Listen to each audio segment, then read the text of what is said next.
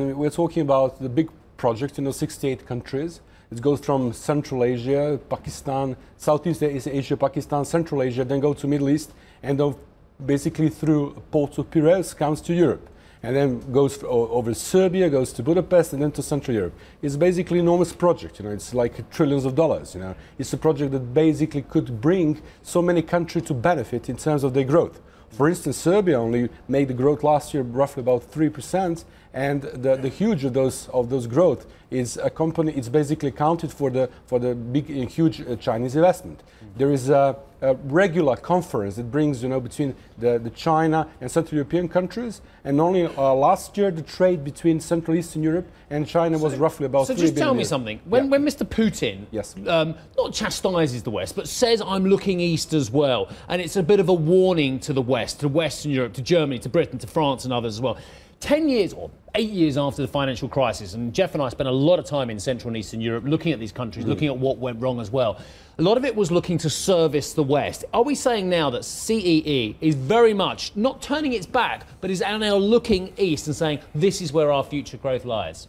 Well, if you look what President Macron said the other day, this is basically the exchange process. It's not only for Central Eastern Europe, it's also for Western European countries. You see now that the European Union is, looking ahead towards the Chinese investment. We're talking about infrastructure, we're talking about energy, we're talking about all those big projects basically that may bring the growth to any markets, especially in those Central Eastern European countries per se. So in Serbia, we had the chance to have a very pragmatic prime minister, now the president, who basically recognized the potential for Chinese investment, bring it back to Serbia, bring the bridges around, and making Serbia part of the European Union easier. There's no free lunch, though, is there? And the Chinese are doing this by lending Serbia money. And I believe they've lent the country nearly 6 billion euros so far. In effect, given that debt can often be seen as slavery, depending on how it's managed, are you not replacing one old communist dictatorship with another?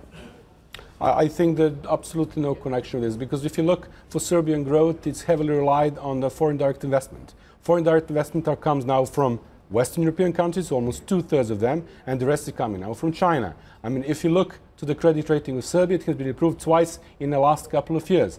If you want to become country more attractive for investors, you need to improve your credit ratings by bringing those greenfield investment from Serbia, from China to Serbia, or from Western European countries. As I said, 2/3 of trades from Serbia goes with the EU countries. Then basically you're just making the environment that would accommodate more investment as possible.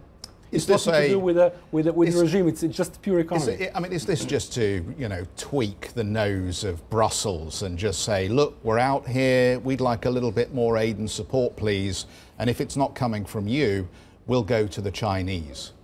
No, it's just a question of the free market. You're trying to basically, why Chinese go through Central Eastern European countries? Because they see big potential in their return regarding their path to European Union, because more closer to European values, more embracing European values, more basically developing democratic institution based around European values. What Serbia is doing at the moment is basically more clear path to Chinese investment to the Western Europe.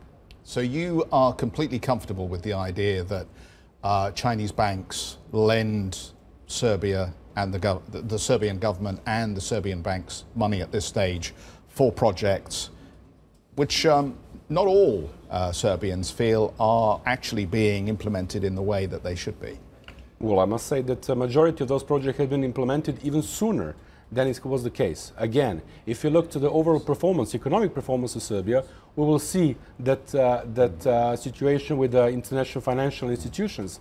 For example, IMF said that the Serbia case is one of the best cases that happened basically last 10 years.